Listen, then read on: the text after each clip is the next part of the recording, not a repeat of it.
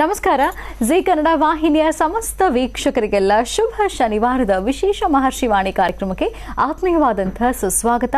Co powered by continental Malgudi fresh filter coffee, special partners Amruthabindu, AB properties ಮತ್ತು ಲವಣ ತೈಲಂ ಹಾಗೂ divine partner Deepam lamp oil. ಇದು ಶುಭ ಶನಿವಾರದ ವಿಶೇಷ ಮಹರ್ಷಿವಾಣಿ ಕಾರ್ಯಕ್ರಮ. ವೀಕ್ಷಕರೇ, ಇವತ್ತಿನ ಕಾರ್ಯಕ್ರಮದಲ್ಲಿ ನಾವು ನೋಡ್ತಾ ಇರುವಂತದ್ದು, ಇತ್ತೀಚೆಗಷ್ಟೇ ಡಾಕ್ಟರ್ ಮಹರ್ಷಿ ಆನಂದ್ ಗುರೂಜಿ ಅವರು ಶಿವಮೊಗ್ಗ ಜಿಲ್ಲೆಗೆ ತೆರಳಿದ್ರು. ಅಲ್ಲಿ ವಿಶೇಷವಾದಂತಹ ಕುಟೀರದಲ್ಲಿ ಗೋವುಗಳಿಗೆ ಗೋಪೂಜೆಯನ್ನು ಸಲ್ಲಿಸಲಾಯಿತು ಡಾಕ್ಟರ್ ಮಹರ್ಷಿ ಆನಂದ್ ಗುರೂಜಿ ಅವರ ದಿವ್ಯ ಸಾರಥ್ಯದಲ್ಲಿ. ಇದಾದ ನಂತರ ಮಾಜಿ ಸಚಿವರಾಗಿರುವಂತಹ ಶ್ರೀ ಕೆ.ಎಸ್. ಈಶ್ವರಪ್ಪ ಅವರ ಮನೆಗೆ ತೆರಳಿದ್ರು. ಅಲ್ಲಿ ಮನೆಯವರೆಲ್ಲರೂ ಸೇರಿ ಗುರೂಜಿ ಅವರಿಗೆ ಪಾದ ಪೂಜೆಯನ್ನು ಸಲ್ಲಿಸಿದ್ರು. ಇದಾದ ನಂತರ ವಿಶ್ವ ಹಿಂದೂ ಪರಿಷತ್ ಕಾರ್ಯಕರ್ತರು ಆಗಿದ್ದಂತಹ ಇತ್ತೀಚೆಗಷ್ಟೇ ಸಾವಿಗೀಡಾದಂತಹ ಹರ್ಷ ಅವರ ಮನೆಗೆ ಗುರೂಜಿ ತೆರಳಿದ್ರು. ಮನೆಯವರನ್ನೆಲ್ಲ ಮಾತಾಡಿಸಿದ್ರು ಮತ್ತು ಸಾಂತ್ವನವನ್ನ ತಿಳಿಸಿದ್ದಾರೆ. ಈ ಎಲ್ಲಾ ವಿಶೇಷ ದೃಶ್ಯಗಳನ್ನ ಈಗ ಇವತ್ತಿನ ಮಹರ್ಷಿವಾಣಿ ಕಾರ್ಯಕ್ರಮದಲ್ಲಿ ನೋಡ್ಕೊಂಡು ಬರೋಣ.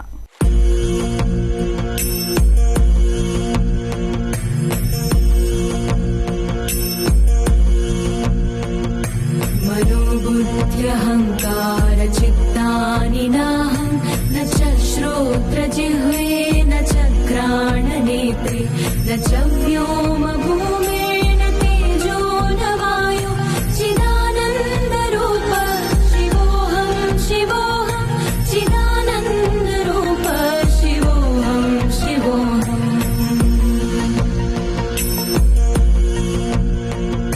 न च प्राण संज्ञो न वै पञ्चवायु न वा सप्तधातुर्न वा पञ्चकोश न वा पाणिपादौ न चोपस्थपायु चिदानन्दरूप शिवोऽहं शिवोऽहं चिदानन्दरूप शिवोऽहं शिवोऽहम्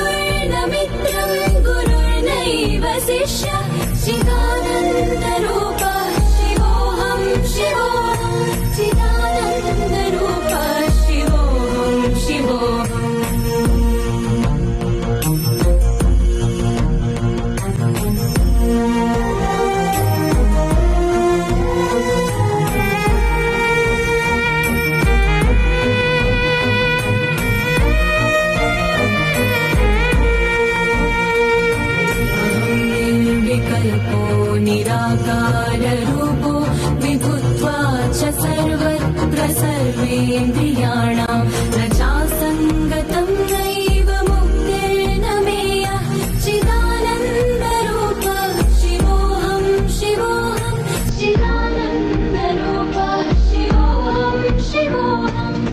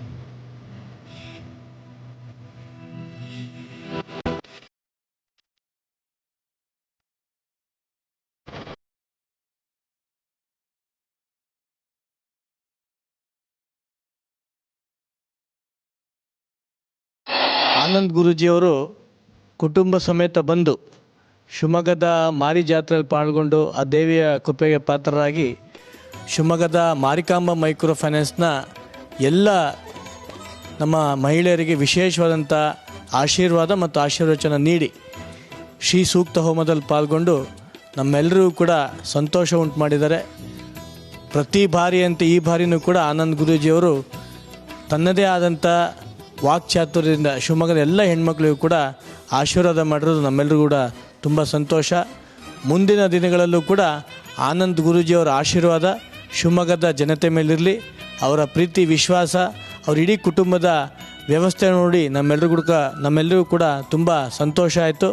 ಬರುವಂಥ ದಿನಗಳಲ್ಲಿ ಅವರ ಆಶೀರ್ವಾದ ನಮ್ಮ ಇಡೀ ಮಾರಿಕಾಂಬಾ ಮೈಕ್ರೋ ಫೈನಾನ್ಸ್ನ ಪ್ರತಿಯೊಬ್ಬ ಹೆಣ್ಮಕ್ಳ ಮೇಲೆ ಇರಲಿ ಅಂತ ಈ ಒಂದು ಸಂದರ್ಭದಲ್ಲಿ ಹೇಳ್ತಾ, ಮತ್ತೊಮ್ಮೆ ಅವ್ರ ಇಡೀ ಕುಟುಂಬಕ್ಕೂ ಮತ್ತು ಜಿ ಕನ್ನಡ ವಾಹಿನಿಗೂ ಕೂಡ ವಿಶೇಷವಾದಂಥ ಧನ್ಯವಾದ ಮತ್ತು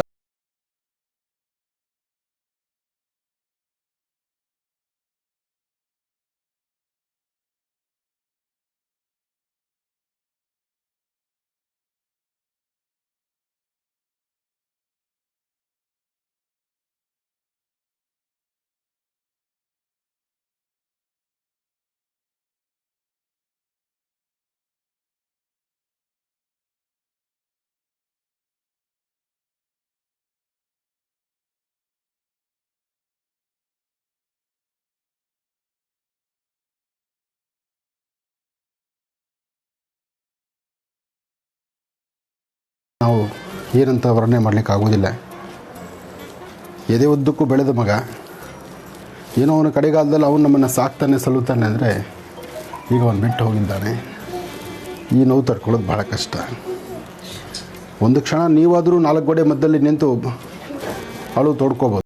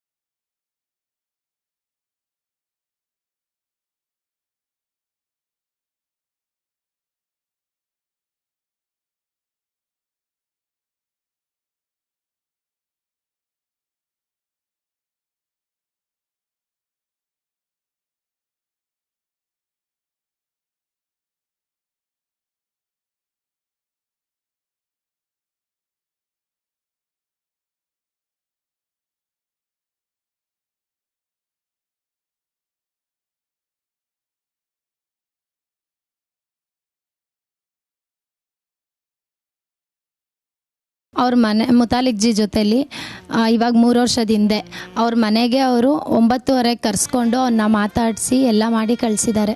ಅವನಿಗೆ ಒಳ್ಳೆ ಆಶೀರ್ವಾದನೂ ಕೊಟ್ಟಿದ್ದಾರೆ. ಎಲ್ಲ ಒಳ್ಳೇದಾಗತ್ತೆ, ಹೋಗ್ಬಾ ಅಮ್ಮ ನೀನು ಅಂತೇಳಿ.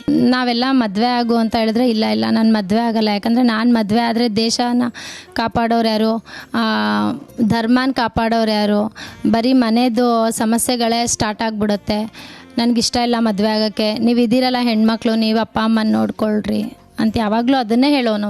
ಕಳೆದ ಭಾಗದಲ್ಲಿ ಶಿವಮೊಗ್ಗ ಜಿಲ್ಲೆಯಲ್ಲಿ ಗೋಪೂಜೆನ ನೆರವೇರಿಸಿದ್ರು ಗುರುಜಿಯವರು. ಆ ದೃಶ್ಯಗಳನ್ನು ನಾವು ನೋಡಿದ್ದಾಯಿತು. ಈಗ ನಾವು ನೋಡುವಂಥದ್ದು ಬೆಂಗಳೂರಿನ ರಾಜರಾಜೇಶ್ವರಿ ನಗರದಲ್ಲಿ ಸತ್ಯನಾರಾಯಣ ಸ್ವಾಮಿ ಪೂಜಾ ಕಾರ್ಯವನ್ನು ಬಹಳ ಶ್ರದ್ಧಾ ಭಕ್ತಿಯಿಂದ ಶಾಸ್ತ್ರೋಕ್ತವಾಗಿ ಸಲ್ಲಿಸಲಾಯಿತು. ಡಾಕ್ಟರ್ ಮಹರ್ಷಿ ಆನಂದ್ ಗುರುಜಿಯವರ ಮಾರ್ಗದರ್ಶನದಲ್ಲಿ, ಅವರ ನೇತೃತ್ವದಲ್ಲಿ ಗುರುಜಿಯವರು ಕೂಡ ಈ ವಿಶೇಷವಾದಂತಹ ಪೂಜಾ ಕಾರ್ಯದಲ್ಲಿ ಭಾಗವಹಿಸಿದ್ರು.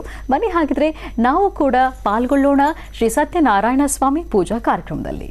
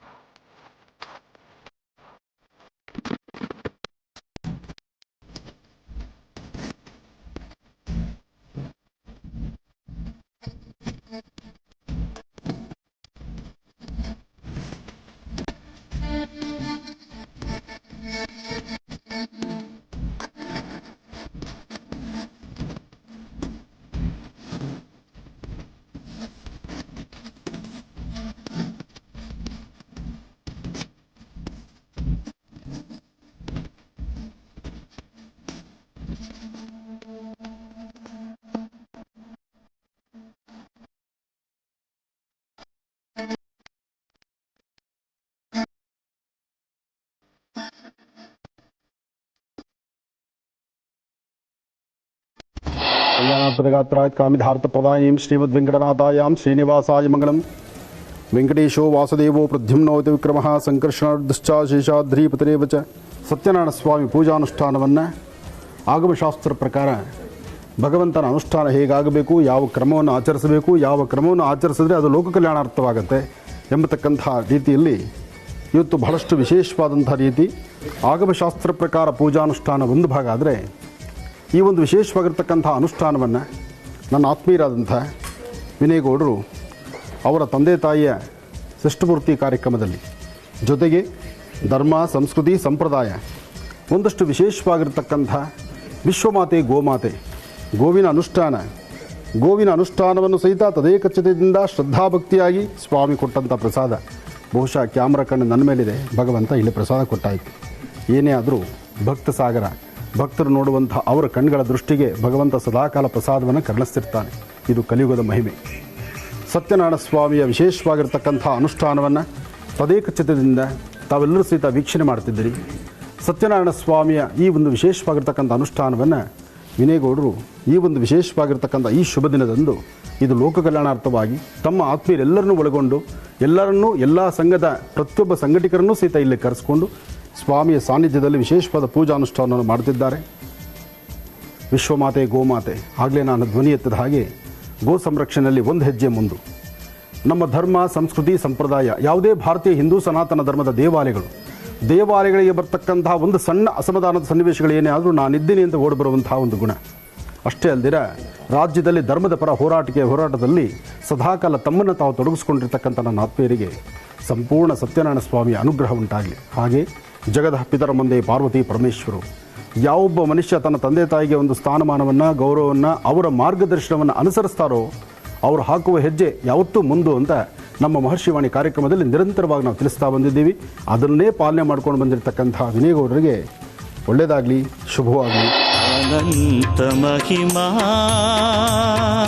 ಸತ್ಯನಾರಾಯಣ ಆರ್ತತ್ರಾಣ ಪರಾಯಣ ಸತ್ಯನಾರಾಯಣ ಅಖಿಲಾಂಡ ಕೋಟಿ ಬ್ರಹ್ಮಾಂಡ ಪಾಲನ ಅಖಿಲಾಂಡ ಕೋಟಿ ಬ್ರಹ್ಮಾಂಡ ಪಾಲನ ಆಶ್ರಿತ ವತ್ಸಲ ನಾರಾಯಣ ಸತ್ಯನಾರಾಯಣ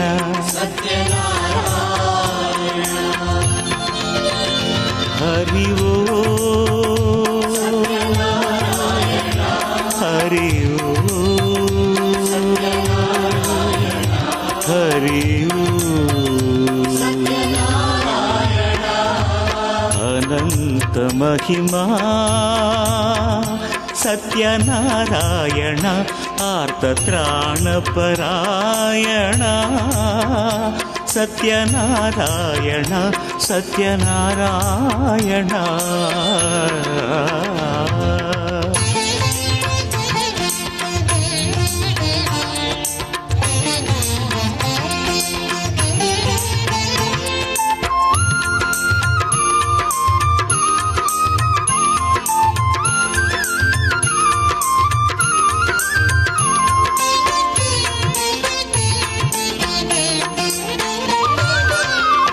ಇಷ್ಟ ದೈವವು ನೀನೆ ನಾರಾಯಣ ಈಶ್ವರನು ನೀನೆ ನಾರಾಯಣ ಇಷ್ಟ ದೈವವು ನೀನೆ ನಾರಾಯಣ ಈಶ್ವರನು ನೀನೆ ನಾರಾಯಣ ಉನ್ನತ ಮಹಿಮನು ಊರ್ಜಿತ ಪುಣ್ಯನು ಉನ್ನತ ಮಹಿಮನು ಊರ್ಜಿತ ಪುಣ್ಯನು ಆದಿಯನಾದಿಯು ನಾರಾಯಣ ಆದಿಯನಾದಿಯು ನಾರಾಯಣ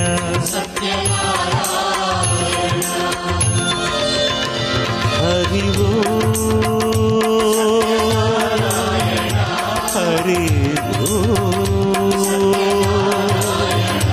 ಹರಿ ಓ ಅನಂತ ಮಹಿಮಾ ಸತ್ಯನಾರಾಯಣ ಆರ್ತತ್ರಾಣಪರಾಯಣ ಸತ್ಯನಾರಾಯಣ ಸತ್ಯನಾರಾಯಣ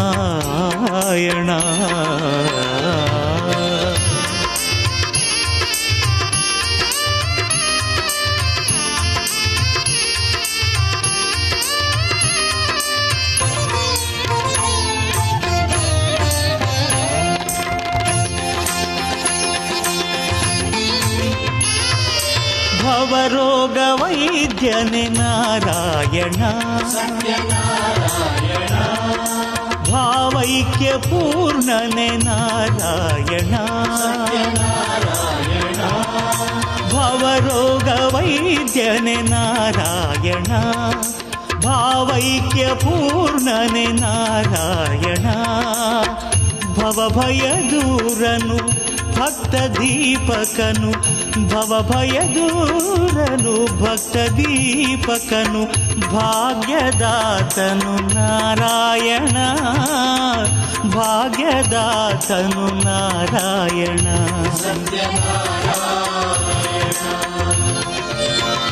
ಹರಿ ಓ ಹರಿ ಓ ಸತ್ಯನಾರಾಯಣ ಸ್ವಾಮಿ ಪೂಜಾ ಕಾರ್ಯದಲ್ಲಿ ನಮಗೆ ಆಹ್ವಾನ ಇಲ್ಲದಿದ್ರೂ ಹೋಗಬೇಕು ಮತ್ತು ಕಥಾ ಶ್ರವಣವನ್ನ ಮಾಡಬೇಕು, ಅಲ್ಲಿಂದ ಪ್ರಸಾದವನ್ನ ಸ್ವೀಕರಿಸಬೇಕು ಅನ್ನುವಂಥ ಮಾತಿದೆ. ಹಾಗಾಗಿ ಯಾರೇ ಆಗಿದ್ರೂ ಕೂಡ ಆಹ್ವಾನ ಇಲ್ಲದೇ ಇದ್ರೂ ಕೂಡ ಪ್ರಸಾದವನ್ನ ಸ್ವೀಕರಿಸಲಿಕ್ಕಾದ್ರೂ ಹೋಗೇ ಹೋಗ್ತಾರೆ ಮತ್ತು ವಿಶೇಷವಾದಂತಹ ಪೂಜಾ ಕಾರ್ಯದಲ್ಲಿ ಭಾಗವಹಿಸ್ತಾರೆ. ಹಾಗಾಗಿ ನಾವು ಕೂಡ ಪೂಜಾ ಕಾರ್ಯಕ್ರಮ ಹೇಗಿತ್ತು ಅಂತ ವೀಕ್ಷಿಸ್ತಾ ಇದ್ವಿ. ಬನ್ನಿ ಹಾಗಿದ್ರೆ ಮತ್ತೆ ಮುಂದುವರಿಸೋಣ.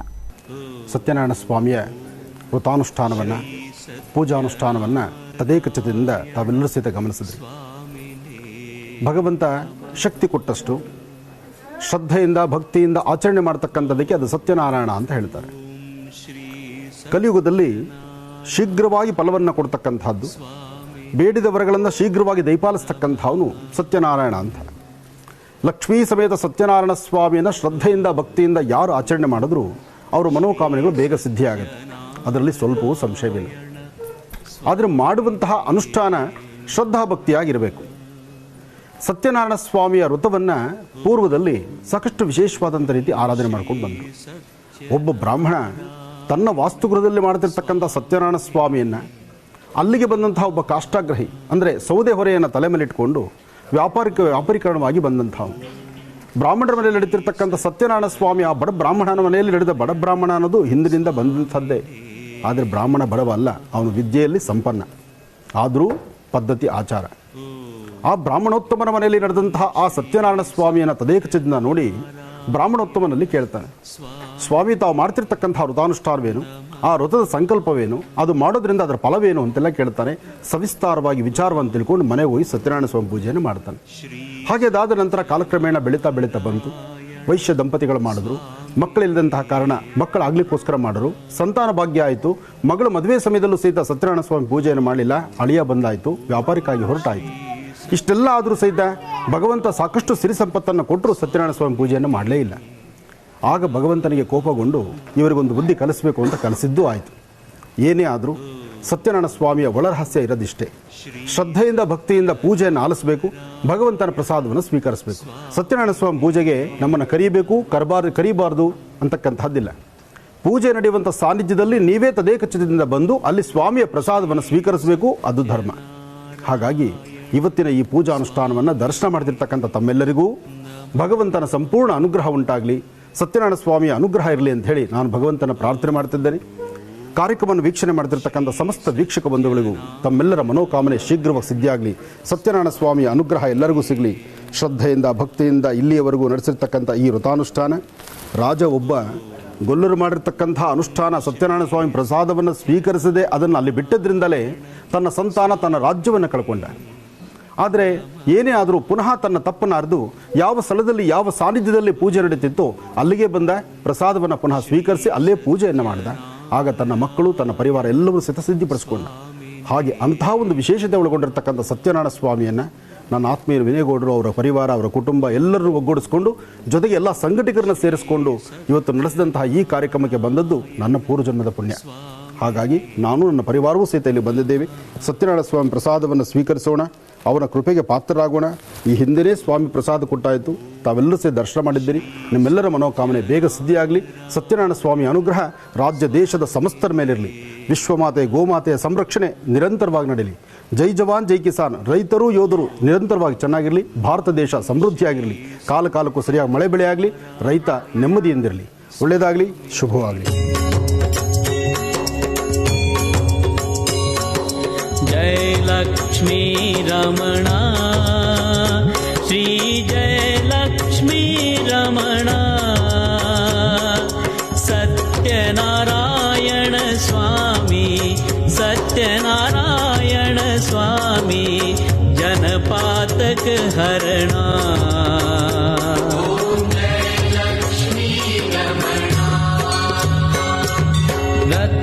जडित सिंहासन अद्भुत छवि राजे,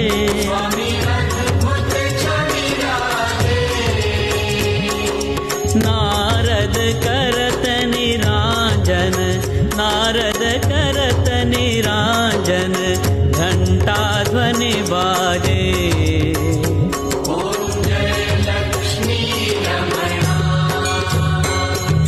प्रगट भये कलि कारण, द्विज को दर्श दियो. स्वामी द्विज को दर्श दियो.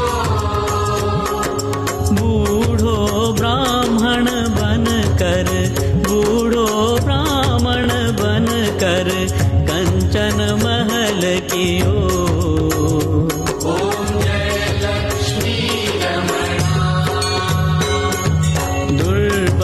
भील कराल इन पर कृपा करी.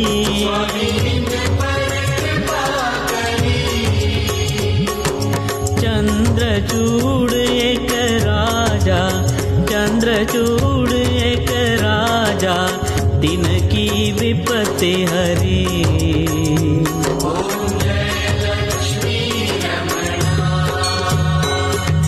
वैश्य मनोरथ पायो, श्रद्धा तज दीनी.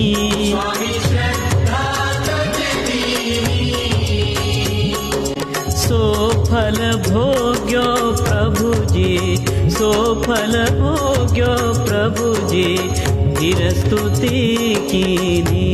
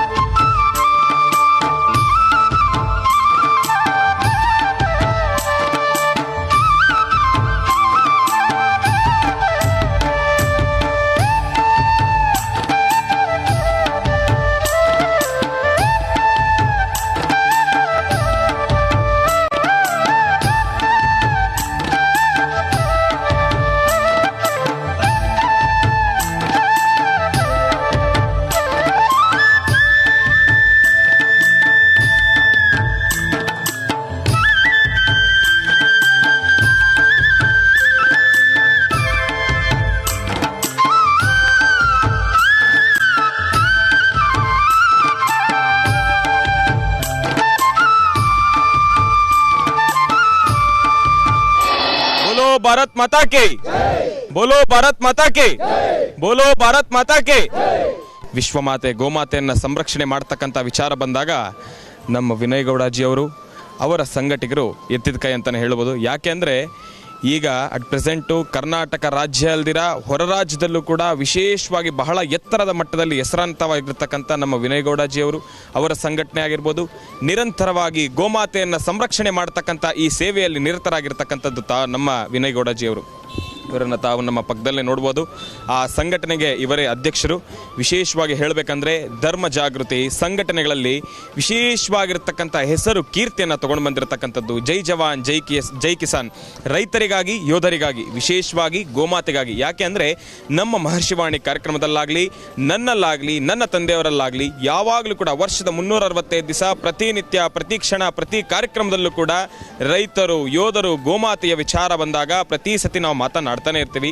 ಆ ನಿಟ್ಟಿನಲ್ಲಿ ಬಂದಾಗ ಗೋಮಾತೆಯ ಸಂರಕ್ಷಣೆಯ ವಿಚಾರಕ್ಕೆ ಬಂದಾಗ ಆನಂದ್ ಗುರೂಜಿಯವರಾಗಿರ್ಬೋದು, ಅವರ ಮಗ ನಾನು ಶ್ರೀನಿವಾಸ್ ಶರ್ಮಾ ಆಗಿರ್ಬೋದು, ನಮ್ಮ ಜೊತೆ ವಿಶೇಷವಾಗಿ ನಮ್ಮೆಲ್ಲರ ಜೊತೆ ವಿಶೇಷವಾಗಿ ಬಹಳ ಮುಂದಾಳತ್ವವನ್ನು ವಹಿಸಿಕೊಂಡಿರ್ತಕ್ಕಂಥ, ಬಹಳ ಶಕ್ತಿಯನ್ನು ಪಡೆದುಕೊಂಡಿರ್ತಕ್ಕಂಥ, ಗೋಮಾತೆಯ ಸಂಪೂರ್ಣ ಅನುಗ್ರಹವನ್ನು ಪಡೆದುಕೊಂಡಿರ್ತಕ್ಕಂಥ ನಮ್ಮ ವಿನಯ್ ಗೌಡಾಜಿ ಅವರಿಗೆ ಗೋಮಾತೆಯ ಸಂಪೂರ್ಣ ಅನುಗ್ರಹ ಆಶೀರ್ವಾದ ಸಿಗಲಿ ಅಂತೇಳಿ ನಾನು ಕೇಳ್ಕೊಳ್ತೀನಿ. ಗೋಮಾತೆಯನ್ನು ಸಂರಕ್ಷಣೆ ಮಾಡ್ತಕ್ಕಂಥ ಈ ಒಂದು ಕೆಲಸದಲ್ಲಿ ಬಹಳ ಹೆಚ್ಚಿನಷ್ಟು ಶ್ರಮವನ್ನು ವಹಿಸ್ತಾ ಇರತಕ್ಕಂಥ ನಮ್ಮೆಲ್ಲ ಸಂಘಟಕರಿಗೂ ಕೂಡ ಭಗವತಿಯ ಸಂಪೂರ್ಣ ಅನುಗ್ರಹ ಸಿಗಲಿ ಅಂತ ಕೇಳ್ತೀನಿ. ಇತ್ತೀಚೆಗಷ್ಟೇ ಮಾಗಡಿ ಕೋಟೆಗೆ ಡಾಕ್ಟರ್ ಮಹರ್ಷಿ ಆನಂದ್ ಗುರೂಜಿ ಅವರು ತೆರಳಿದ್ರು. ಅಲ್ಲಿ ಕೃಷ್ಣಪ್ಪ ಅವರ ಅಧ್ಯಕ್ಷತೆಯಲ್ಲಿ ಕೆಂಪೇಗೌಡ ಜಯಂತಿಯನ್ನ 513ನೇ ಕೆಂಪೇಗೌಡ ಜಯಂತಿಯನ್ನು ಬಹಳ ಅದ್ಧೂರಿಯಾಗಿ ವಿಜೃಂಭಣೆಯಿಂದ ಆಚರಿಸಲಾಯಿತು.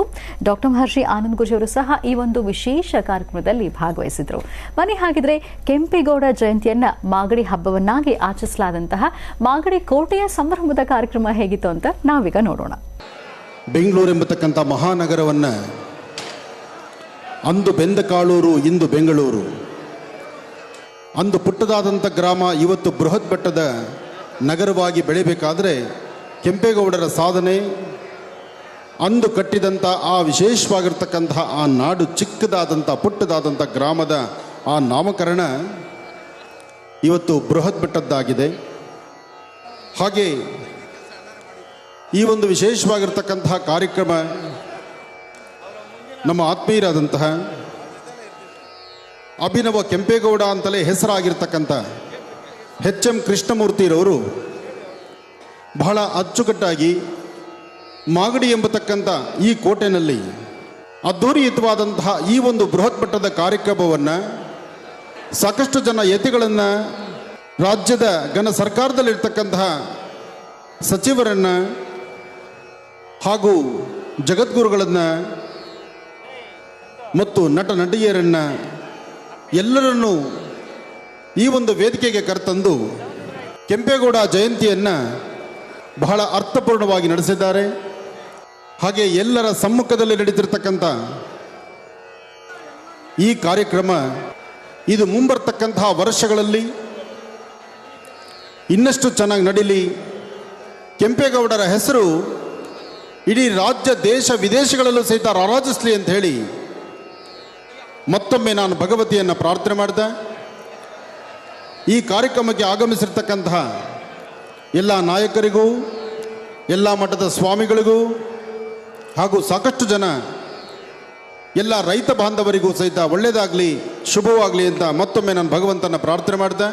ನಾಡಪ್ರಭು ಕೆಂಪೇಗೌಡರು ನಡೆಸಿರ್ತಕ್ಕಂತಹ ಅಂದು ಕಟ್ಟಿರ್ತಕ್ಕಂತಹ ಅಂದು ಪುಟ್ಟದಾದಂತಹ ಬೆಂದಕಾಳೂರು ಇಂದು ಬೃಹತ್ ಮಟ್ಟದ ಬೆಂಗಳೂರಾಗಿ ಇಂಟರ್ನ್ಯಾಷನಲ್ ಲೆವೆಲಲ್ಲಿ ಹೆಸರಾಗಿರ್ತಕ್ಕಂಥ ಈ ಒಂದು ಬೆಂಗಳೂರಿನ ಗ್ರಾಮ ನಂಬಿ ಬದುಕ್ತಿರ್ತಕ್ಕಂಥವ್ರಿಗೆ ಸಾಕಷ್ಟು ಜನಕ್ಕೆ ಅನ್ನದಾಸೋಹ ನಡೀತಿರ್ತಕ್ಕಂಥ ಈ ಒಂದು ಕ್ಷೇತ್ರ ಮತ್ತಷ್ಟು ಹೆಸರಾಗಲಿ ಅಂತ ಮತ್ತೊಮ್ಮೆ ನಾನು ಭಗವಂತನ ಪ್ರಾರ್ಥನೆ ಮಾಡಿದೆ. ಕೃಷ್ಣಮೂರ್ತಿಯವರ ಈ ಸಾಧನೆ ಮೆಚ್ಚುವಂಥದ್ದು, ನಡೆಯುವಂಥದ್ದು, ಮುಂಬರ್ತಕ್ಕಂಥ ದಿನಗಳಲ್ಲಿ ಇನ್ನಷ್ಟು ಚೆನ್ನಾಗಿ ನಡೀಲಿ ಅಂತ ನಾನು ಭಗವಂತನ ಪ್ರಾರ್ಥನೆ ಮಾಡ್ತೇನೆ. ಯಾಕೆಂದರೆ ಇಂಥ ಒಂದು ಬೃಹತ್ ಮಟ್ಟದ ಕಾರ್ಯಕ್ರಮ ಇದು ಬಹಳ ವಿಶೇಷವಾಗಿರ್ತಕ್ಕಂಥದ್ದು. ಮಾಗಡಿ ಕೋಟೆನಲ್ಲಿ ಸಾಕಷ್ಟು ಜನ ರೈತರೊಂದಿಗೆ, ಅಷ್ಟು ಜನ ರೈತರು ಎಲ್ಲರೂ ಸೇರಿ ಆಚರಣೆ ಮಾಡ್ತಿರ್ತಕ್ಕಂಥ ಈ ಒಂದು ಹಬ್ಬ ನಿಜಕ್ಕೂ ಸಡಗರ ಸಂಭ್ರಮ. ಈ ಒಂದು ಕೆಂಪೇಗೌಡರ ಉತ್ಸವ ಇವತ್ತು ಇಲ್ಲಿ ಏನು ನಡೀತಿದೆ, ಮುಂಬರ್ತಕ್ಕಂತಹ ದಿನಗಳಲ್ಲಿ ಇನ್ನೂ ಬೃಹತ್ ಮಟ್ಟದಾಗಿ ನಡೀಲಿ, ಎಲ್ಲ ರೈತ ಬಾಂಧವರಿಗೂ ಸಹಿತ ಗುರುತಿಸುವಂಥದ್ದಾಗಲಿ. ಜೈ ಜವಾನ್ ಜೈ ಕಿಸಾನ್. ಮತ್ತೊಮ್ಮೆ ರೈತರಿಗಾಗಿ, ಯೋಧರಿಗಾಗಿ ಶುಭವಾಗಲಿ ಅಂತ ಹೇಳ್ತಾ, ಕೃಷ್ಣಮೂರ್ತಿಯವರು ಹಾಕುವ ಪ್ರತಿ ಹೆಜ್ಜೆಯಲ್ಲೂ ಸಹಿತ ಒಳ್ಳೆಯ ಯಶಸ್ಸಾಗಲಿ ಅಂತ ಹೇಳಿ ನನ್ನ ಆರಾಧ್ಯ ದೇವತೆಯನ್ನು ನಾನು ಪ್ರಾರ್ಥನೆ ಮಾಡ್ತೀನಿ. ಶುಭವಾಗಲಿ, ಒಳ್ಳೆಯದಾಗಲಿ.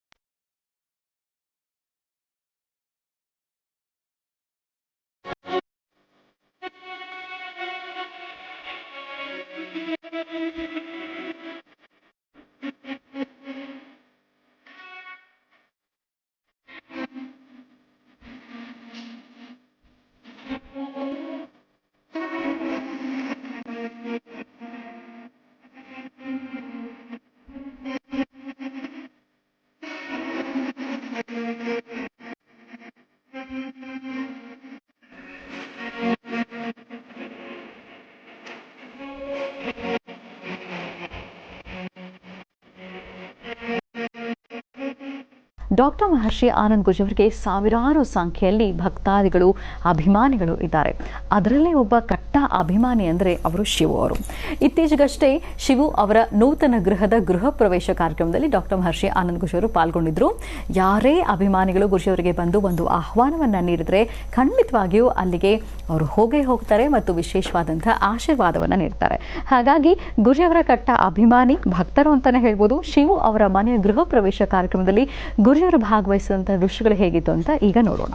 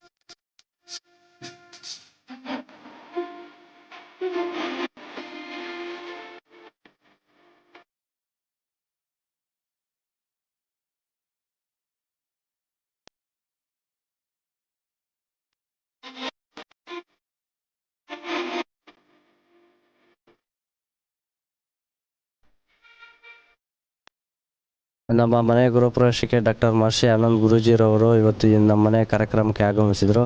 ಅವ್ರು ಬಂದಿದ್ದು ನಮಗೂ ನಮ್ಮ ಕುಟುಂಬಕ್ಕೂ ಭಾಳ ಸಂತೋಷ. ನಮ್ಮ ಮಹರ್ಷಿವಾಣಿ ಕಾರ್ಯಕ್ರಮ ಪ್ರಾರಂಭವಾದಾಗಲಿಂದ ವಿಶೇಷ ದಿನಗಳಂದು, ಹಬ್ಬ ಹರಿದಿನಗಳಂದು ಯಾವುದೇ ಒಂದು ವಿಶೇಷ ಶುಭ ಸಂದರ್ಭದ ಕಾರ್ಯಕ್ರಮ ಇತ್ತು ಅಂದರೆ ಅಲ್ಲಿ DNR ಫ್ಲವರ್ಸ್ನ ನಾರಾಯಣ್ ಅವರು ನಿರಂತರವಾಗಿ ನಮ್ಮ ಜೊತೆ ಇದ್ದಾರೆ ಮತ್ತು ಹೂವಿನ ಸೇವೆಯನ್ನು ಸಲ್ಲಿಸ್ತಾ ಬಂದಿದ್ದಾರೆ. ಇದು ಇನ್ನೂ ಒಂದು ಶುಭ ಸಂದರ್ಭ ಸಂಭ್ರಮದ ಕಾರ್ಯಕ್ರಮ ಅವ್ರ ಮನೆಯಲ್ಲಿ ನಡೆಯಿತು. DNR ಫ್ಲವರ್ಸ್ನ ನಾರಾಯಣ್ ಅವರ ಮೊಮ್ಮಗುವಿನ ನಾಮಕರಣ ಕಾರ್ಯಕ್ರಮ. ಈ ವಿಶೇಷ ಕಾರ್ಯಕ್ರಮದಲ್ಲಿ ಗುರುಜಿಯವರು ಪಾಲ್ಗೊಂಡಿದ್ರು ಮತ್ತು ಅಲ್ಲಿ ಗುರುಜಿಯವರಿಗೆ ಪಾದ ಪೂಜೆನ ನೆರವೇರಿಸಲಾಯಿತು. ಈ ದೃಶ್ಯಗಳೆಲ್ಲ ಹೇಗಿತ್ತು ಅಂತ ನಾವೀಗ ನೋಡ್ಕೊಂಡು ಬರೋಣ.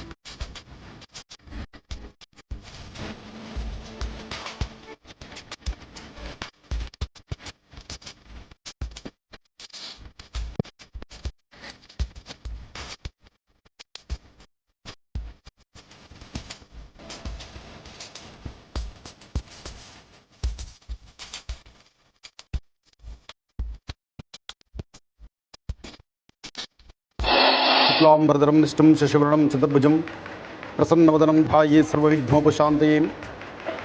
गुरुब्रह्मा गुरुविष्णु गुरुदेवो महेश्वरः गुरुसाक्षात् परब्रह्म तस्मै श्री गुरुवे नमः. गुरुवे सर्वलोकानां विषजे भोरोगिणां निधये सर्वविद्यानां श्री दक्षिणामूर्तये नमो नमः. ಗುರುಗಳನ್ನು ಪ್ರಾರ್ಥನೆ ಮಾಡ್ತಾ, ಮಗು ಹುಟ್ಟಿದಾದ ನಂತರ ನಾಮಕರಣ, ಚೌಲ, ಕಿವಿ ಚುಚ್ಚುವಂಥದ್ದು, ವಿದ್ಯಾಭ್ಯಾಸ, ಹೀಗೆ ಪ್ರತಿ ಕಾಲಕ್ಕೂ ಸಹಿತ ಒಂದೊಂದು ವಿಶೇಷತೆಗಳಿರುತ್ತೆ. ಹಾಗೆ ನನ್ನ ಆತ್ಮೀಯರು ಹಾಗೂ ನನ್ನ ಆಶ್ರಮದ ಪಟ್ಟ ಶಿಷ್ಯರು ಹಾಗೆ ಮಹರ್ಷಿವಾಣಿ ಕಾರ್ಯಕ್ರಮದಲ್ಲಿ ಯಾವುದೇ ಕಾರ್ಯಕ್ರಮ ಆದರೂ ನನ್ನ ಜೊತೆಗಿರ್ತಕ್ಕಂಥದ್ದು. ಬಹುಶಃ ಸಾಕಷ್ಟು ದಿನಗಳು, ಸಾಕಷ್ಟು ವರ್ಷಗಳಿಂದ ನೀವು ನೋಡಿಕೊಂಡೇ ಬಂದಿದ್ದೀರಿ. ನಮ್ಮ ನಾರಾಯಣ್ DNR ಫ್ಲವರ್ಸ್, ಆ DNR ಫ್ಲವರ್ಸ್ ಅಂದ್ರೇ ಅವರು ಖುಷಿ. ಆ DNR ಫ್ಲವರ್ಸ್ಗೆ ಅಂದರೆ ನಮ್ಮ ನಾರಾಯಣ್ ಅವರಿಗೆ ಎರಡು ಮುದ್ದಾದಂತಹ ಎರಡು ಹೆಣ್ಣು ಮಕ್ಕಳು, ಇಬ್ಬರಿಗೂ ಮದುವೆ ಮಾಡಿಕೊಟ್ಟಾಯಿತು. ಇನ್ನು ಆ ಇಬ್ಬರಿಗೂ ಇಬ್ಬರು ಹೆಣ್ಣು ಮಕ್ಕಳು ಅಲ್ವಾ? ದಂಪತಿಗಳಿಗೆ ಇಬ್ಬರು ಹೆಣ್ಣು ಮಕ್ಕಳು. ಆ ಇಬ್ಬರು ಹೆಣ್ಣು ಮಕ್ಕಳಲ್ಲಿ ಇದು ಚಿಕ್ಕದು, ಇದು ಸ್ವಲ್ಪ ದೊಡ್ಡದು. ಈ ಚಿಕ್ಕದಕ್ಕೆ ಇವತ್ತು ಶಾರ್ವಿ ಎಂಬತಕ್ಕಂಥ ನಾಮಕರಣವನ್ನು ಮಾಡಿ ಮಗುವಿಗೆ ಒಳ್ಳೆ ಆರೋಗ್ಯ ಭಾಗ್ಯ ಕೊಟ್ಟು ಒಳ್ಳೆ ಯಶಸ್ಸಾಗಲಿ, ಒಳ್ಳೆ ಹಾಕುವ ಪ್ರತಿ ಹೆಜ್ಜೆಯಲ್ಲೂ ಸಹಿತ ಒಳ್ಳೆ ಜ್ಞಾನ ಸಿಗಲಿ, ತಾಯಿಯ ಅನುಗ್ರಹ ಸಿಗಲಿ ಅಂತ ಇಷ್ಟು ವೈಭವೀಕೃತವಾಗಿ ತಾತನ ಮನೆಯಲ್ಲಿ ನಾಮಕರಣ ನಡೀತಾ ಇದೆ. ಈ ನಾಮಕರಣಕ್ಕೆ ಇವತ್ತಿನ ದಿವಸ ಇವ್ರ ಮನೆಯಲ್ಲಿ ನಡೆಯೋ ಎಲ್ಲ ಕಾರ್ಯಕ್ರಮಕ್ಕೂ ನಾವು ಬರ್ತೀವಿ.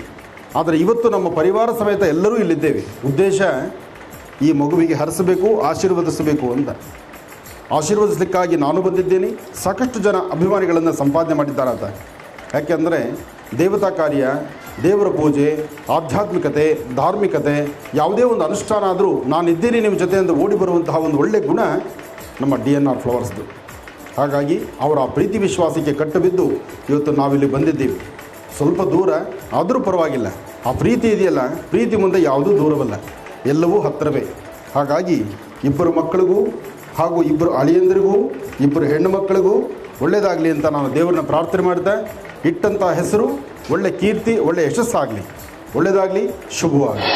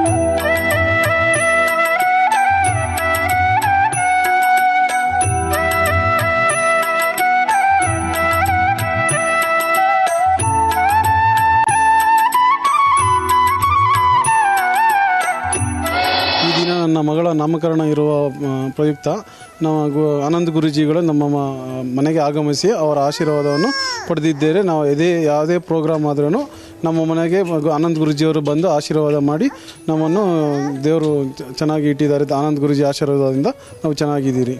ನನ್ನ ಮಗಳಾದ ಶಾರ್ವಿಗೆ ನಾಮಕರಣ ಮಹೋತ್ಸವವನ್ನು ಏರ್ಪಡಿಸಿದ್ವಿ. ಆಗ ಆನಂದ ಗುರೂಜಿಗಳು ನಮ್ಮ ಮನೆಗೆ ಬಂದು ಆಶೀರ್ವದಿಸಿದ್ದಾರೆ. ಇದೇ ಥರ ಯಾವಾಗಲೂ ನಮ್ಮ ಫಂಕ್ಷನ್ಗೆ ಬರ್ತಾ ಇರ್ತಾರೆ, ಆಶೀರ್ವದಿಸ್ತಾ ಇರ್ತಾರೆ. ಇದೇ ಥರ ಯಾವಾಗಲೂ ಗುರೂಜಿಯರ ಆಶೀರ್ವಾದ ನಮ್ಮ ಮೇಲೆ ಇರಬೇಕು, ನಮ್ಮ ಕುಟುಂಬದ ಮೇಲೆ ಇರಬೇಕು ಅಂತ ಕೇಳ್ಕೊತೆ. ಪ್ರತಿ ಮಾಸದಂದು ಬರುವಂತಹ ಸಂಕಷ್ಟಹರ ಚತುರ್ಥಿಯ ಹಿನ್ನೆಲೆ ಏನು, ಆಚರಣೆಯನ್ನು ಹೇಗೆ ಮಾಡಬೇಕು, ಕ್ರಮಬದ್ಧವಾಗಿ ಹೇಗೆ ಪೂಜಾರಾಧನೆಯಲ್ಲಿ ಪಾಲ್ಗೊಳ್ಳಬೇಕು, ಗಣಪನಿಗೆ ಪ್ರಿಯವಾಗಿರುವಂಥದ್ದೇನು, ನೈವೇದ್ಯವನ್ನಾಗಿ ಯಾವುದನ್ನು ಅರ್ಪಿಸಬೇಕು, ಫಲಪುಷ್ಪಗಳು ಯಾವುದು, ಇದೆಲ್ಲದರ ಬಗ್ಗೆ ಗುರುಜಿ ತಿಳಿಸ್ತಾರೆ. ಮತ್ತು ನಮ್ಮ ಸ್ಟುಡಿಯೋದಲ್ಲಿ ವಿಶೇಷವಾದಂತಹ ಪೂಜಾ ಕಾರ್ಯಕ್ರಮವನ್ನು ನಾವು ನೆರವೇರಿಸ್ತಾ ಬಂದಿದ್ದೇವೆ. ಆದರೆ ಸಂಕಷ್ಟಹರ ಚತುರ್ಥಿಯ ದಿನದಂದು ಯಾಕಾಗಿ ಉಪವಾಸ ಮಾಡಬೇಕು, ಏಕಾದಶ ದಿನದಂದು ಯಾಕಾಗಿ ಉಪವಾಸ ಮಾಡಬೇಕು, ಉಪವಾಸ ಮಾಡೋದ್ರಿಂದ ಲಾಭಗಳೇನು, ಆರೋಗ್ಯ ಅಭಿವೃದ್ಧಿ ಹೇಗೆ ಸಾಧ್ಯ, ಉಪವಾಸದ ಮಹತ್ವ ಏನು ಅನ್ನೋದ್ರ ಬಗ್ಗೆ ಡಾಕ್ಟರ್ ಮಹರ್ಷಿ ಆನಂದ್ ಗುರೂಜಿಯವರು ಬಹಳ ಸಂಕ್ಷಿಪ್ತವಾಗಿ ತಿಳಿಸ್ಕೊಟ್ಟಿದ್ದಾರೆ. ಹಾಗಾಗಿ ಉಪವಾಸದ ಮಹತ್ವ ಏನು ಅನ್ನೋದನ್ನ ಈಗ ತಿಳ್ಕೊಳ್ಳೋಣ. ಕಾರ್ಯಕ್ರಮವನ್ನು ಮತ್ತೆ ಮುಂದುವರಿಸೋಣ. ನಾವು ಆಹಾರಗಳನ್ನು ಏನೆಲ್ಲ ತಿಂತಿದ್ದೀವಿ, ಇಷ್ಟು ವಿಷಪೂರಿತವಾಗಿರ್ತಕ್ಕಂಥ ಆಹಾರಗಳನ್ನು ಸೇವನೆ ಮಾಡ್ತಿದ್ದೀವಿ. ಜಲ ಇರ್ಬೋದು, ಕುಡಿತಕ್ಕಂಥ ಆಹಾರ, ತಿನ್ನತಕ್ಕಂಥ ಆಹಾರ, ಕುಡಿತಕ್ಕಂಥ ಹಾಲು, ಏನೇ ಇದ್ದರೂ ಸಹಿತ ಎಲ್ಲದರಲ್ಲೂ ಒಂದಲ್ಲ ಒಂಥರ ಕಲುಷಿತ ಪರಿಸ್ಥಿತಿ ಹೋಗ್ತಾ ಇದೆ. ಇಂತಹ ಪರಿಸ್ಥಿತಿನಲ್ಲಿ ದೇಹದ ಆರೋಗ್ಯವನ್ನು ಸಮತೋಲನವಾಗಿ ಕಾಪಾಡಿಕೊಳ್ಳಬೇಕಾದ್ರೆ, ಅವಯವಗಳಲ್ಲಿ ಯಾವುದೇ ತರಹ ಲೋಪ ಬಾರಬಾರ್ದಾಗಿದ್ದರೆ, ಹಾಗೆ ಚರ್ಮದಿಂದ ಯಾವುದೇ ತರಹ ಬೇರೆ ಥರ ತೊಂದರೆಗಳು ಬರಬಾರ್ದು ಅಂದರೆ ತಾವು ತಿಂಗಳಿಗೆ ಒಂದು ಸರ್ತಿ ಆದರೂ ಉಪವಾಸ ಇರತಕ್ಕಂಥದ್ದು ಬಹಳ ಉತ್ತಮ. ಉಪವಾಸ ಆರೋಗ್ಯದ ಗುಟ್ಟು. ಇದು ಸಾಕಷ್ಟು ಜನ ವೈದ್ಯರು ಹೇಳ್ತಾರೆ, ತಿಳಿದಿರ್ತಕ್ಕಂಥವ್ರು ಹೇಳ್ತಾರೆ, ಸೈಂಟಿಫಿಕ್ ಆಗಿ ಚಿಂತನೆ ಮಾಡಿ ಆರೋಗ್ಯದ ಬಗ್ಗೆ ಅಧ್ಯಯನ ಮಾಡಿರ್ತಕ್ಕಂಥ ಸಾಕಷ್ಟು ಜನ ನಿಪುಣರು ಹೇಳುವ ಮಾತು, ಆರೋಗ್ಯಕ್ಕೆ ತುಂಬ ಹತ್ತಿರವಾಗಿರ್ತಕ್ಕಂಥ ಸೂತ್ರ ಯಾವುದಂದರೆ ಅದು ಉಪವಾಸ ಅಂತ ಹೇಳ್ತಾರೆ. ಈ ಉಪವಾಸ ಕಾಲದಲ್ಲಿ ನಾವು ಹೇಗಿರಬೇಕು, ನಮ್ಮ ಆರೋಗ್ಯವನ್ನು ಹೇಗೆ ಕಾಪಾಡ್ಕೋಬೇಕು ನೋಡಿ. ಪ್ರತಿನಿತ್ಯ ತಿನ್ನುವಂಥ ಆಹಾರ ಎಷ್ಟೋ ನಮ್ಮಲ್ಲಿ ಸಂಪೂರ್ಣವಾಗಿ ಇನ್ನೂ ಡೈಜೆಷನ್ ಆಗಿರೋದಿಲ್ಲ, ಆಗಲೇ ನಾವು ಮೇಲ್ಗಡೆ ಇನ್ನೊಂದು ಆಹಾರವನ್ನು ತಿಂದು ಬಿಡ್ತೀವಿ. ಆಹಾರ ಪದ್ಧತಿ ಹಿಂದೆ ಹೇಗಿತ್ತು, ಇವತ್ತು ಹೇಗಿದೆ, ಹಿಂದಿನ ಪರಿಸ್ಥಿತಿ ಹೇಗೆ, ಇವತ್ತಿನ ಪರಿಸ್ಥಿತಿ ಏನು. ಹಿಂದೆ ಮನೆಗಳಲ್ಲಿ ಅಡುಗೆ ಮಾಡಬೇಕಾದ್ರೆ ಮಡಿಕೆ ಪಾತ್ರೆ ಇರ್ತಿತ್ತು, ಅಥವಾ ಮಾಡಬೇಕಾದ್ರೆ ಸೌದೆ ಒಲೆ ಇರ್ತಿತ್ತು. ಅದನ್ನು ಅಡುಗೆ ಮಾಡುವ ರೀತಿ, ಅದರ ನೀತಿಗಳು ಬಹಳಷ್ಟು ವಿಭಿನ್ನವಾಗಿರ್ತಿತ್ತು. ಅದರ ಮೇಲೆ ಮುಚ್ಚುವಂಥ ತಟ್ಟೆ ಒಂದೋ ಎರಡೋ ಇತ್ತು ಅಡುಗೆ ಮಾಡುವಾಗ. ಆದರೆ ಇವತ್ತಿನ ಪರಿಸ್ಥಿತಿ ಏನಾಗಿದೆ, ನಾವೆಲ್ಲರ ಮನೆಗಳಲ್ಲೂ ಕುಕ್ಕರ್ ನೋಡ್ತಾ ಇದ್ದೀವಿ. ತರಕಾರಿಗಳನ್ನು, ಯಾವುದೇ ಒಂದು ತರಕಾರಿಗಳನ್ನಾದರೂ ಅದರ ಬೇಯತಕ್ಕಂಥದ್ದು, ಅದು ಬೆಂದು ಯಾವ ರೀತಿ ಬೇಯಬೇಕು, ಎಷ್ಟು ಪ್ರಮಾಣದಲ್ಲಿ ಬೇಯಬೇಕು ಅಂತಕ್ಕಂಥದ್ದನ್ನು ಹಿಂದಿನವರು ಸರಿಯಾಗಿ ನೋಡಿಸ್ಕೊಟ್ಟಿದ್ದಾರೆ. ಅವರು ಹೇಳಿರುವಂಥ ಮಾರ್ಗ ಇದೆ. ಆದರೆ ಹಿಂದಿನವರು ಯಾರೂ ಕುಕ್ಕರ್ನಲ್ಲಿ ಅಡುಗೆ ಮಾಡ್ತಕ್ಕಂಥದ್ದು ಇರಲಿಲ್ಲ. ಹಾಗಾಗಿ ತರಕಾರಿಗೆ ಒಂದು ಪ್ರಮಾಣದಲ್ಲಿ ಮಾತ್ರ ಬೇಯ್ತಿತ್ತು. ಅದು ಆ ಬಿಸಿ ತಗಲ್ದಾಗ ಎಷ್ಟು ಹಬೆಗೆ ಬೇಯಬೇಕು ಅಷ್ಟು ಮಾತ್ರ ಬೆಂದರೆ ಅದು ಸಾಂಬಾರಿಗೆ ಮತ್ತು ದೇಹದ ಆರೋಗ್ಯಕ್ಕೆ ಸರಿ ಇರ್ತಿತ್ತು. ಇವತ್ತು ಕಂಪ್ಲೀಟಾಗಿ ಬೆಂದು ಮುದ್ದೆ ಆಗೋದ್ರು ಅದನ್ನು ನೋಡೋದೇ ಇಲ್ಲ ನೀವು. ಹಾಗೆ ಅನ್ನ ಮಾಡಬೇಕಾದ್ರೂ ಅಷ್ಟೇ ಗಂಜಿ ಬಸಿತಕ್ಕಂಥ ಪದ್ಧತಿ ಇತ್ತು. ಅಂದರೆ ಹಿಂದೆ ಅನ್ನ ಮಾಡುವಾಗ ಗಂಜಿ ಬಸಿತಕ್ಕಂಥದ್ದಿತ್ತು. ಹಿಂದೆ ಅನ್ನ ಮಾಡುವ ಪಾತ್ರೆ ಸಾಧ್ಯವಾದಷ್ಟು ಒಂದು ಮಣ್ಣಿನ ಕುಡಿಕೆ ಆಗಿರ್ಬೋದು, ಅಥವಾ ತಾಮ್ರದ ತಪ್ಪಲೆ ಆಗಿರ್ಬೋದು, ಅಥವಾ ಹಿತ್ತಾಳೆ ತಪ್ಪಲೆಗಳಲ್ಲಿ ಮಾಡೋರು. ಅಂದರೆ ಅನ್ನ ಆರೋಗ್ಯಕರವಾಗಿತ್ತು. ಅದರಲ್ಲೇನಾದ್ರು ವಿಷಪೂರಿತವಾಗಿರ್ತಕ್ಕಂಥ ಅಂಶಗಳಿದ್ದರೂ ಅದರಲ್ಲೇ ನಾಶ ಆಗ್ತಾಯಿತ್ತು. ಇವತ್ತು ನೋಡಿ, ಧಾನ್ಯಗಳು ಹಾಳಾಗಬಾರ್ದು ಅಂತ ಭಾಳಷ್ಟು ವಿಷಪೂರಿತವಾಗಿರ್ತಕ್ಕಂಥ ಪದಾರ್ಥಗಳ ಗುಳಿಗೆಗಳನ್ನು ಆ ಮೂಟೆಗಳಲ್ಲಿ ಹಾಕಿರ್ತಾರೆ. ಇದನ್ನು ಅರ್ಥ ಮಾಡ್ಕೊಳ್ಳಿ. ಎಷ್ಟೋ ಕಡೆ ಮದುವೆ ಮನೆಗಳಲ್ಲಾಗಲಿ, ಅಥವಾ ಒಂದು ಸಮಾರಾಧನೆಗಳಾಗಲಿ, ಅಥವಾ ದೇವಾಲಯದಲ್ಲಿ ನಡೀತಕ್ಕಂಥ ಜಾತ್ರೆ, ಜನ್ಮೋತ್ಸವ, ರಥೋತ್ಸವ ಕಾಲದಲ್ಲಾಗಲಿ ಅಲ್ಲಿ ಅಡುಗೆ ಮಾಡ್ತಕ್ಕಂಥವ್ರು ಬಹಳ ಸೂಕ್ಷ್ಮವಾಗಿ ಆಲೋಚನೆ ಮಾಡಿ ಕೆಲಸ ಮಾಡ್ತಾರೆ. ಅಪ್ಪಿತಪ್ಪಿ ಏನಾದರೂ ಗೊತ್ತಿದ್ದೋ ಗೊತ್ತಿಲ್ಲದಿರೋನೋ ಆ ಮೂಟೆಗಳಲ್ಲಿರ್ತಕ್ಕಂತಹ ಆ ಗುಳಿಗೆಗಳು, ಮೂಟೆಯಲ್ಲಿರ್ತಕ್ಕಂತಹ ಗುಳಿಗೆ ಡೈರೆಕ್ಟಾಗಿ ಪಾತ್ರೆಗೆ ಹಾಕಿ ಅದು ನೀರಲ್ಲಿ ಕಲಿತು ಬಿಟ್ಟರೆ ಅದರಷ್ಟು ವಿಷಕಾರಿ ಮತ್ತೊಂದು ಅಲ್ಲವೇ ಅಲ್ಲ ಅಂತ ಹೇಳ್ತಾರೆ. ಅದಕ್ಕಾಗಿ ಯಾತಕ ಆ ವಿಷಕಾರಿ ಗುಳಿಗೆಗಳನ್ನು ಮೂಟೆಗಳಲ್ಲಿ ಹಾಕಿರ್ತಾರೆ ಅಂದರೆ ಬೇರೆ ಥರ ಹುಳುಗಳು ಬೀಳಬಾರ್ದು ಅಂತ. ಅಂದರೆ ಒಂದಷ್ಟು ದಿನ ಅದು ಶೇಖರಣೆ ಮಾಡಿಟ್ಟರು ಅದು ಹುಳ ಬೀಳಬಾರ್ದು ಅಂತಕ್ಕಂಥದಕ್ಕೋಸ್ಕರ ಇಟ್ಟಿರ್ತಾರೆ. ಹೀಗೆಲ್ಲ ನಾವು ವಿಷಪೂರಿತವಾಗಿರ್ತಕ್ಕಂಥ ಪದಾರ್ಥಗಳ ಜೊತೆಯಲ್ಲಿ ನಮ್ಮ ಬದುಕು ನಡೀತಿರೋದ್ರಿಂದ ಈ ದೇಹದ ಒಳಗೆ ಸಾಕಷ್ಟು ವಿಷಕಾರಿ ಅಂಶಗಳೇ ಇದೆ. ಇದು ದೂರ ಆಗಬೇಕು. ಇದಕ್ಕಾಗಿ ಏಕಾದಶಿ ಉಪವಾಸ ಮಾಡಿದ್ರೆ, ಸಂಪೂರ್ಣವಾದಂಥ ಉಪವಾಸ ಮಾಡಿದ್ರೆ ಒಂದು ದಿವಸ ನೀವು ಕಂಪ್ಲೀಟಾಗಿ ಸುಸ್ತಾಗೋದಿಲ್ಲ. ಆದರೆ ಮನುಷ್ಯನಿಗೆ ಆ ಸಮಯಕ್ಕೆ ಏನು ತಿನ್ನಬೇಕು ಅನಿಸುತ್ತೋ ಅದು ನಮ್ಮ ಮೈಂಡಲ್ಲಿ ಬಂದ ತಕ್ಷಣ ನಮ್ಮ ಮೈಂಡ್ ಡಿಸ್ಟರ್ಬ್ ಆಗುತ್ತೆ. ಹಸಿವು ಅನ್ನೋದು ನಮಗೆ ಗೊತ್ತಾಗುತ್ತೆ. ಆ ಗೊತ್ತಾಗೋ ಕ್ಷಣ ನಾವು ಸ್ವಲ್ಪ ನಮ್ಮ ಮನಸ್ಸನ್ನು ಬೇರೆ ಕಡೆ ತಿರುಗಿಸಿದ್ರೆ, ಅಥವಾ ಬೇರೆ ಏನಾದರೂ ಬಗ್ಗೆ ಚಿಂತನೆ ಮಾಡಿದ್ರೆ, ಅಥವಾ ಒಂದಷ್ಟು ಹೊರಗಡೆ ಪ್ರಕೃತಿಯನ್ನು ನೋಡ್ತಾ ನಿಂತರೆ ಆ ಹಸಿವು ಅಲ್ಲಿಗೆ ಮುಚ್ಚಿ ಹೋಗುತ್ತೆ. ಅದಾದ ನಂತರ ನಮ್ಮೊಳಗಿರ್ತಕ್ಕಂಥ ಶಕ್ತಿಯನ್ನೇ ಅದು ಮರುಕಳಿಸಿ ತಗೊಂಡು ಈ ದೇಹಕ್ಕೆ ಚೈತನ್ಯವನ್ನು ಕೊಡುತ್ತೆ.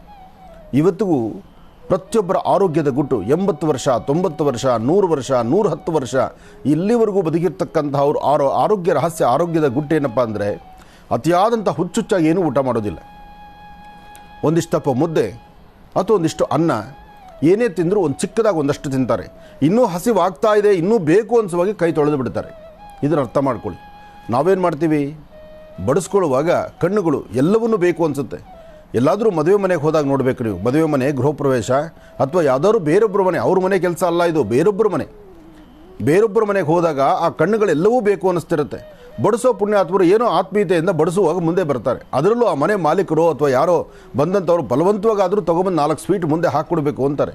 ಕಣ್ಣು ಬೇಕು ಅನಿಸುತ್ತೆ, ನಾಲಿಗೆ ಬೇಡ ಅನಿಸುತ್ತೆ. ಒಳಗೆ ಹೋದರೆ ಅದು ವಿಷಕಾರಿ ಆಗುತ್ತೆ, ಅದರಿಂದ ಸಮಸ್ಯೆ ಆಗುತ್ತೆ, ಇಲ್ಲದ ಸಮಸ್ಯೆಗಳಿಗೆ ತುತ್ತಾಗುತ್ತೆ. ಆದರೂ ಇದು ಯಾವುದ್ರ ಚಿಂತನೆ ನಮಗಿಲ್ಲ. ನಾವು ಬೇಡ ಅಂದರೂ ಪರವಾಗಿಲ್ಲ, ಬೇಡ ಅಂತ ಕೈ ಹೀಗೆ ಅಂತ ಇರ್ತೀವಿ, ಇನ್ನೊಂದು ಕೈ ಬಂದರೆ ಸಾಕಪ್ಪ ಅಂತೀವಿ. ತಟ್ಟೆ ಎಲೆ ಮುಂದೆ ಹಾಕ್ಕೊಂಡು ಅರ್ಧ ತಿಂತೀವಿ, ಅರ್ಧ ಬಿಸಾಕ್ತೀವಿ. ನಾವು ಬಿಸಾಕುವ ಪದಾರ್ಥ ಒಬ್ಬ ಬಡವನ ಹೊಟ್ಟೆ ತುಂಬುತ್ತೆ, ಅದು ನಮ್ಮ ಅರ್ಥ ಮಾಡ್ಕೊಳ್ಳೋದಿಲ್ಲ ನಾವು.